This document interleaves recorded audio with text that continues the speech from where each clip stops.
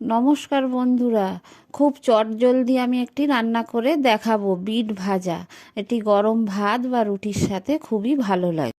ভাজার জন্য আমি এখানে 3টে বিট ছাড়িয়ে ভালো করে ধুয়ে নিয়েছি। এবার আমি বিটটা গ্রেট করে নেব। আর নিয়েছি পেঁয়াজ আর কাঁচা লঙ্কা। বিটটাকে আমি এবার গ্রেট করে নিয়েছি। বিট গ্রেট করা হয়ে গেছে। এবার আমি কড়াইয়ে দিয়ে দিচ্ছি তেল।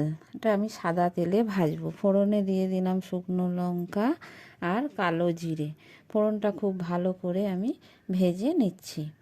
নিয়ে এবার আমি গ্রেট করা বিটটা দিয়ে দিলাম। দিয়ে দিচ্ছি স্বাদ মতো লবণ। দিয়ে খুব ভালো করে ভেজে নেব। দিয়ে দিলাম 2টো কাঁচা লঙ্কা।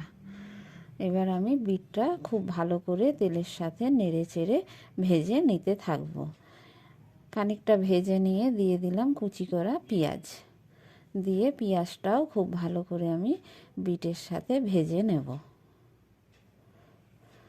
বেশ কিছুক্ষণ ধরে আমি ভাজতে থাকবো, যতক্ষণ না এটা খুব ভালোভাবে ভাজা ভাজা হয়ে আসে। এবার আমার বিটটা খুব ভালোভাবে ভাজা হয়ে গেছে। আমায় নামানোর আগে দিয়ে দিলাম বেশ কিছুটা কুচি করা ধনেপাতা।